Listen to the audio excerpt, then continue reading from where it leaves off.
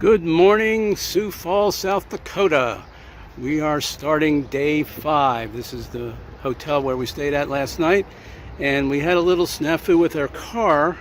I don't know if you can see down here, but there was some weather stripping, a piece of weather stripping or something black, rubbery, that fell down and was dragging on the ground. And while I was up packing things in the room, Christina figured out how to crawl under there and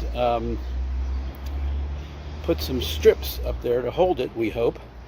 So we think we've jerry-rigged that so it'll stay up. Anyhow, today we're driving to in South Dakota to a little town called Wall, South Dakota, which is just a little bit north of Mount Rushmore and a little bit east of Rapid City. And I will keep you appraised as we move along. All right, we have stopped off in Mitchell, South Dakota, the home of the world famous Corn Palace, over 100 years old. Quite an impressive structure. Oh, free admission. I guess you can go in for free. We might have to do that. And then there's a nice little courtyard here. And we're going to go inside. Actually, this sign here is made completely out of corn. Once we get closer to it, you can see that. That's pretty amazing. Hey, just want to let you know that we solved another little problem. I have my computer. And I was trying to play some recorded lessons, and Christina couldn't hear them because even with the max volume on the laptop. So we just bought this $29 Bluetooth speaker, and now we can both hear with great ease whatever the speaker is saying. This is a challenge on how to get emails written promptly. But now we have this for our long drives where we can listen to whatever we want to listen to, and both whoever's driving can hear it just as well as the person holding the laptop. So just wanted to let you know we did that. All right, folks. Well, we are officially at the Badlands. And I don't know if you can, I've got the sun in my eyes, so I'm not sure what you'll be able to see on this recording, but this is really pretty impressive. And this is just the first overlook that we've come to. Pretty impressive. Pretty impressive. We are near Wall, South Dakota. Right on the western edge of South Dakota. There's a nice overlook down there where people are. And you're staying in Wall tonight. It's now about 4 o'clock in the afternoon here. We've just passed into the mountain time zone. So we lost an hour.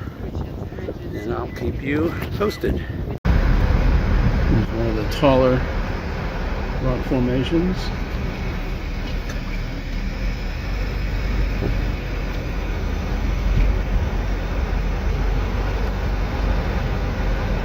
This is towards the end of the loop that we've been on for the last 30 minutes. Well, hi folks, we've come to the end of day 5.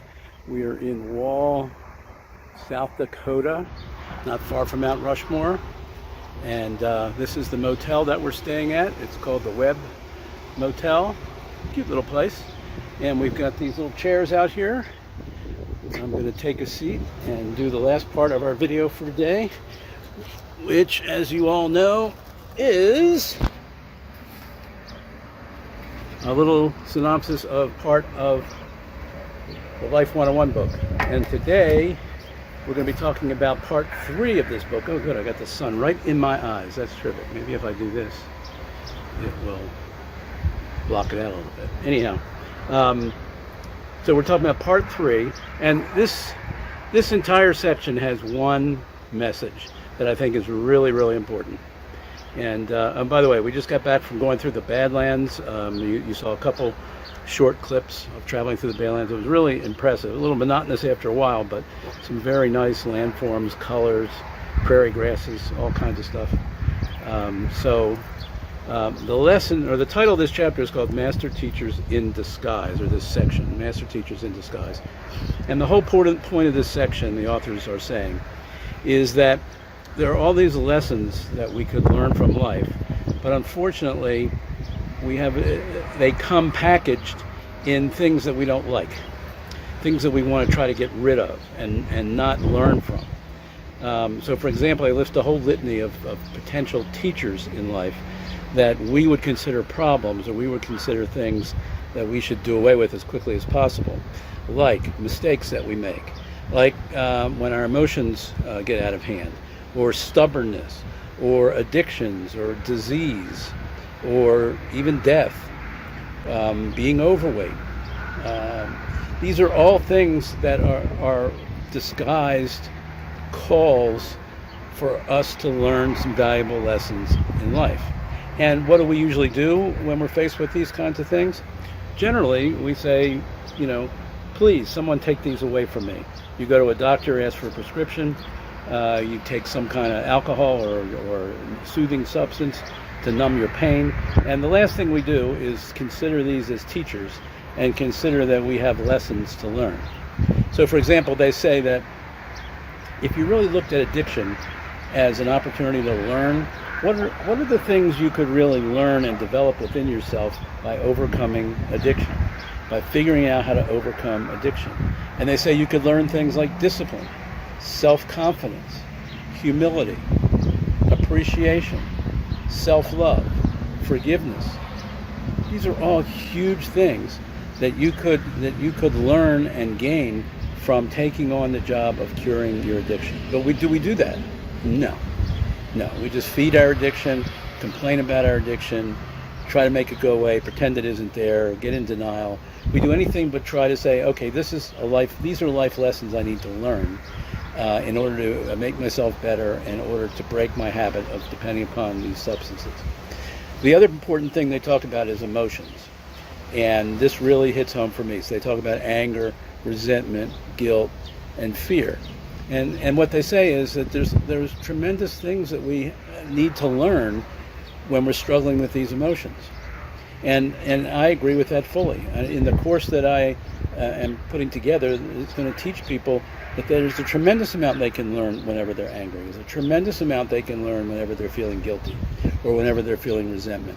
There are incredible lessons to be learned, and I actually show people how to learn those lessons, which is not a natural thing for them to do. And that's really the point of this section of the book, is that the lessons that we need to learn don't come packaged as lessons. They come packaged as problems that we'd like to get rid of. Instead of getting rid of them, we should change our focus, change our relationship to them, so that we end up saying to ourselves, what can we learn from this, or what can we learn in the process of overcoming this problem, and then get busy figuring out how to overcome the problem. So that's the lesson I wanted to share with you today.